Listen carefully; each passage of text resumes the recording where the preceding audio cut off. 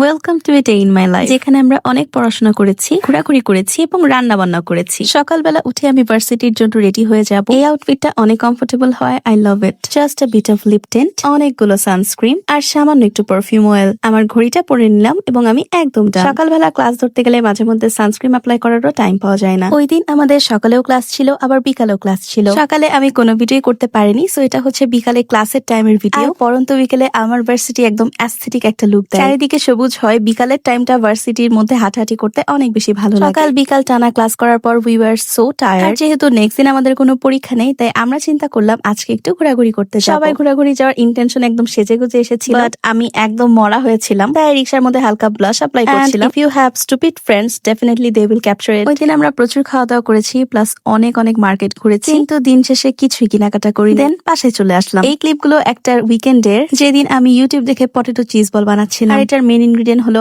আলু এবং চিজ। আলুটাকে প্রেসার কুকারে সিদ্ধ করে এভাবে ম্যাশ করে নিব, লবণ এবং সমস্ত ড্রাই মশলাগুলো অ্যাপ্লাই করে নিচ্ছি। আর এইভাবে সেন্টারে চিজ দিয়ে ফার্স্টে ময়দা ডিমের কোটে ডুবাবো। আর এখানে বিস্কিটের গুঁড়াতে আমি একটু জাস্ট র‍্যাপ করে নিচ্ছি। ব্রেড ক্রাম থাকলে আরো ভালো হতো, আমার কাছে আসলে ছিল না। অনেক মজার চিজি হয়েছিল, যদিও কেন জানি এই বলটা একটু কম চিজি মনে হচ্ছে। অফ ডেতে আমি অল্প সময় হলেও পেইন্টিং এর কাজগুলো করার চেষ্টা করি। ওই দিন আমি আমার দুটো পেইন্টিং এর রেজিন অ্যাপ্লাই করেছিলাম। আর এই হলো আমার ছোটখাটো একটা daily life. Let me no whether you like it or not.